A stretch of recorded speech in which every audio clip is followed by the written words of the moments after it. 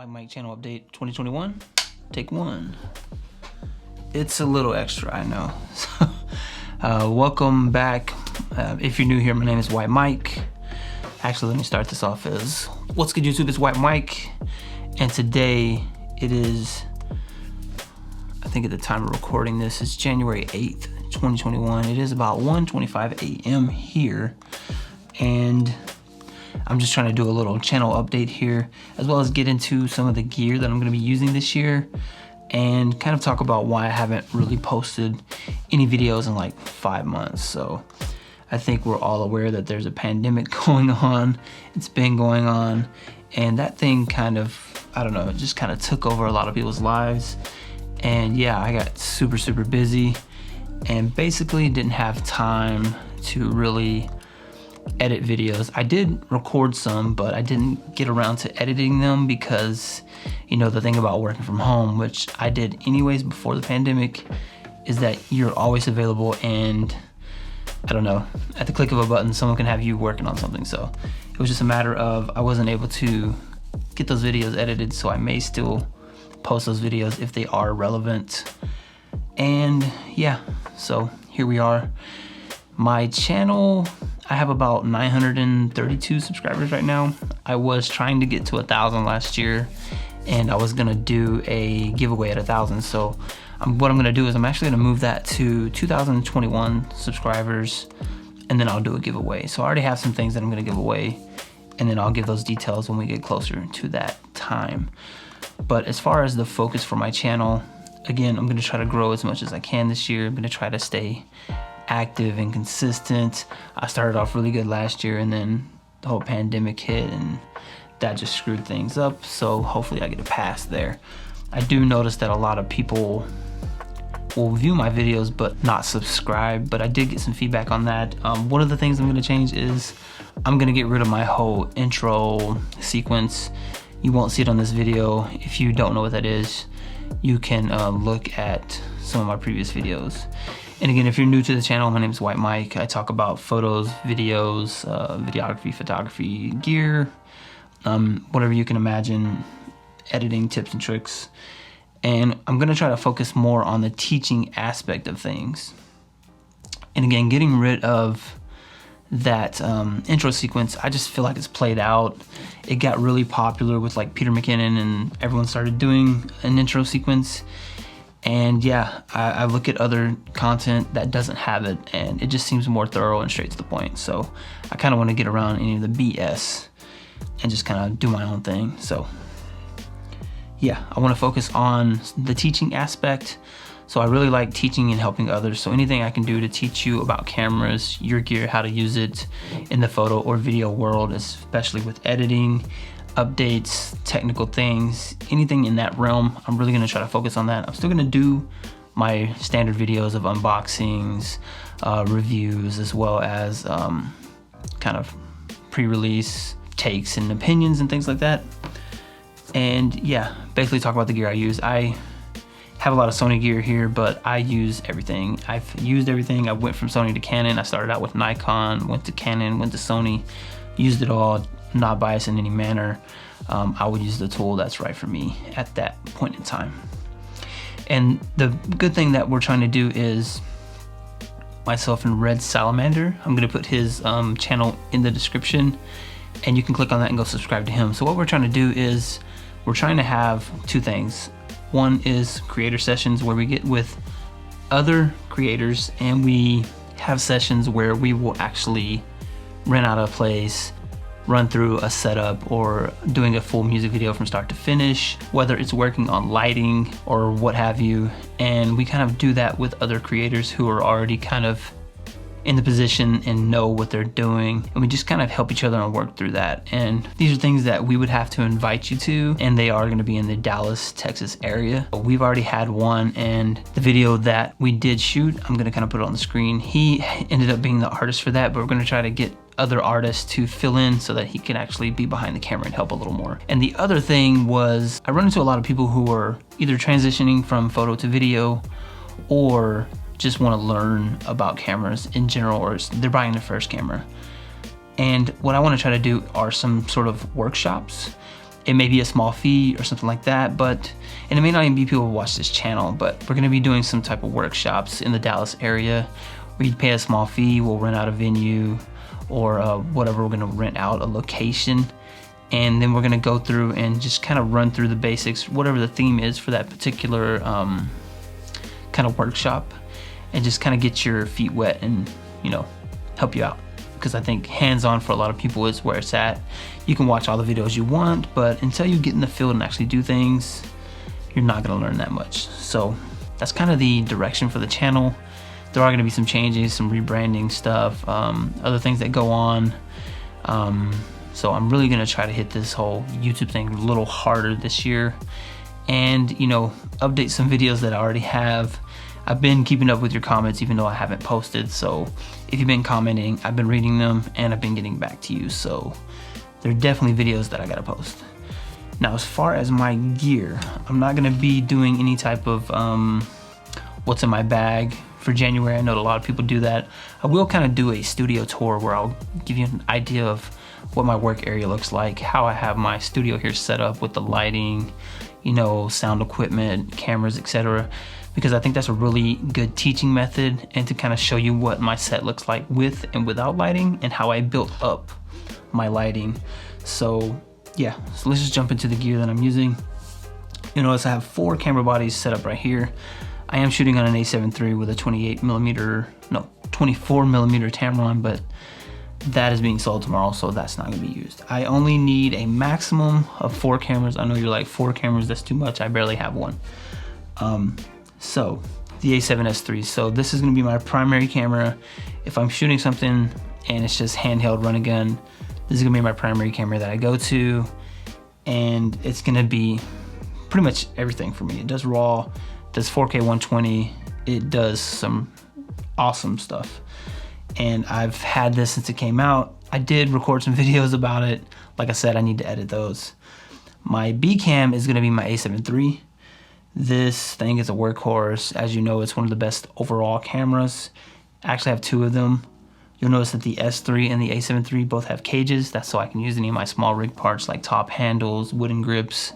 And then the other ones don't have that, because if I want to grab this A7 III for photography, I don't have to take the cage off. And this is gonna be my D cam, because, well, actually it might be the C cam. C and D cam are gonna be between these 2. This is the R3, but it has a grip on it because, again, this is primarily used for photography, but when I need to, I can use this for video. It does really good video, just like the A7 III does. So basically, you know, A, B, C, and then this might be a C sometimes, maybe a D cam. Same for this one. But that's the whole reason for these. And then you always want at least 2 cameras, because if I pull up to a shoot and I have one A7 III and it just dies on me, I either gotta find a quick replacement, find another photographer, another videographer. That way, you know, if this one for some reason acts up, I know I have another one. So I never have a worry about having a camera fail on me. So that's always a good thing. But the main reason I need 4 is I have this Lilliput monitor, big studio monitor. I used it in my music video set with a wireless transmitter system, and I can put 4 inputs of HDMI there and split it by 4. So when I'm doing stuff like this, even though today it's just gonna be one angle, I like to have an angle here, one at the top, one on the kind of 45 degrees, I believe, and then another one kind of out to the side, just capturing all the angles, and then I can get it in a multi-cam timeline on Final Cut and just pick out my shots. And I'm also gonna touch on multi-cam editing for music videos. A lot of people don't do this. I don't understand why. It's really easy. It makes your life so much easier when you want to change shots. So that's definitely a topic I want to touch on this year. Now, if we jump into the lenses, I'll start with the biggest one here. The 70-180 Tamron.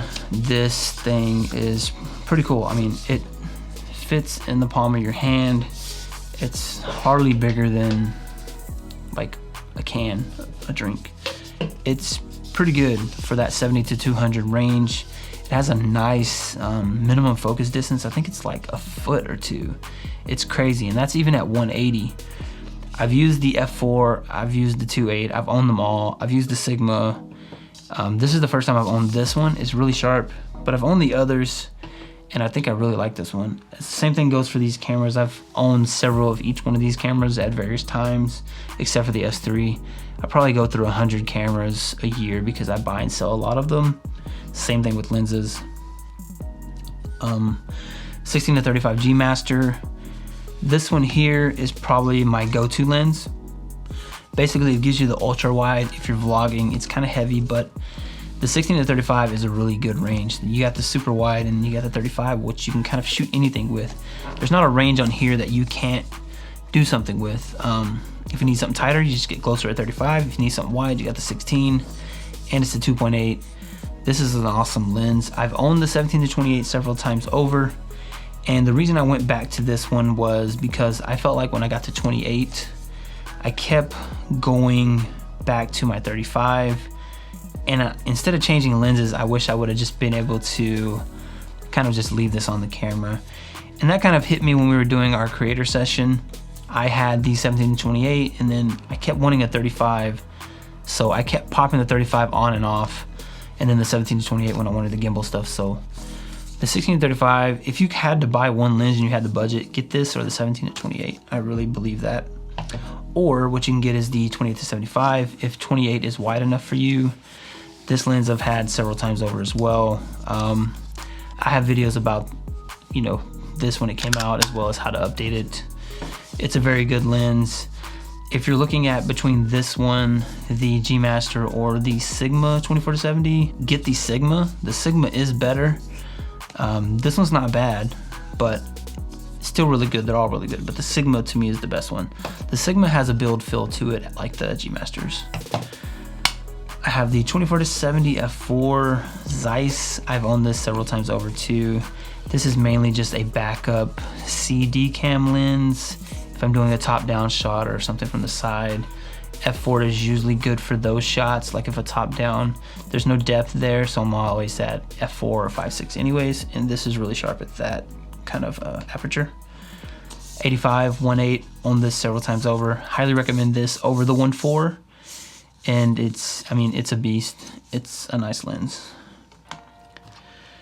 We'll talk about this one last. 51.8. Now this is the 51.8 FE lens. It's plastic, but I feel like it's a nice lens, and I know a lot of people don't like it, but I really do like this lens. I think it's great value for money, and you can't go wrong. Once you update it, it's pretty quick. I have nothing but great results from this lens. Even when I had the old A7S1, this has always been a good, cheap go-to lens for me.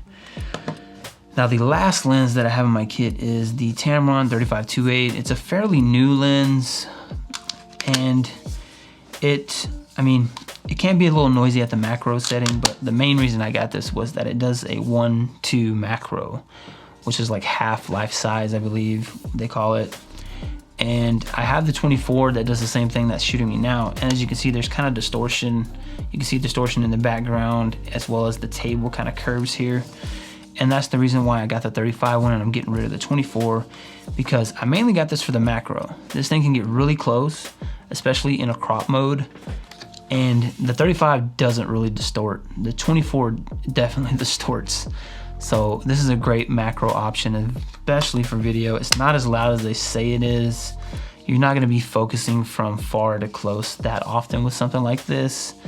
If I wanted to use a 35 in a general sense, it's gonna be on my 16 to 35 or my 28 to 75. It's not gonna be this lens. This is what I'm gonna go to, whether it's for a CD cam or if I'm just doing macro. So this is a great lens for that. And I mean, those are the lenses I have. I don't see me changing lenses this year unless something crazy comes out. These are all the lenses I really need. The 16 to 35 was gonna live on my S3. The 28 to 75 is gonna live on my A7 III. The 24 to 70 f4 also gonna live on my other A7 III, and then my A7R is gonna use any of these lenses at a given time. If I'm doing photography, if I'm doing video, it's probably the 35 or interchangeable with one of those. But yeah, I'm really excited to kind of get things going and getting back to this whole thing and making videos for you guys. I really like when people leave comments, whether you like or dislike the video, leave positive or negative comments. I really don't care. I just like the engagement overall, and I really enjoy doing this stuff, so that's the reason I do it. I don't do it for any type of fame or trying to get big on YouTube. And I get people from time to time that always hit me up. If I sell you something, I usually exchange numbers with you or Instagrams and things like that, and you know, I'll help you out any way I can. And I do a lot of deals, like I said, buy and sell cameras. And I think last year I've collected, aside from the ones that are in the cameras, I probably collected about 14 Sony Z batteries. So this is 9 of them. The other 5 are in these cameras. There's 2 in this one because of the grip. So I have about 14 of these batteries, and you don't need that many with these cameras. 1 or 2 batteries kind of last you forever. And I think I've collected about 4 of the Sony Z chargers, the $100 ones. So I have plenty of gear. I just actually want to get out there and start creating content for you guys. Definitely touching on the Sony A7c RAW capabilities, and you know, anything that I can show you on how to use that stuff. And again, I don't have any bias against any brand. I'll use whatever it is. I have a friend that shoots Lumix. I have a friend that shoots R5, R6. I shoot Sony. I was gonna shoot the R6 until the S3 came out. And I mean, universally, all the techniques you have, you can really use across the board. It doesn't really matter what you have or what gear you have. There's also another guy named Keel. I'll leave his information in the description as well. This guy uses, I believe it's a Canon M50, and he does great work with what he's working with. That thing doesn't even have like a log profile. I think it provided him with a kind of log equivalent that he could load, so it really makes grading easy. And yeah, I do want to get into more of the gear that I have, because I have a lot of stuff that I've gotten over the last year, especially at the end of the year, that I want to put to use, and trying to get tutorials and BTS and all this stuff out to you guys, as well as maybe starting a podcast. So yeah, I look forward to this year, and hopefully you guys stick around and subscribe to the channel, and yeah, we can get through this pandemic and 2021. Hopefully we all survive this year. So yeah, peace.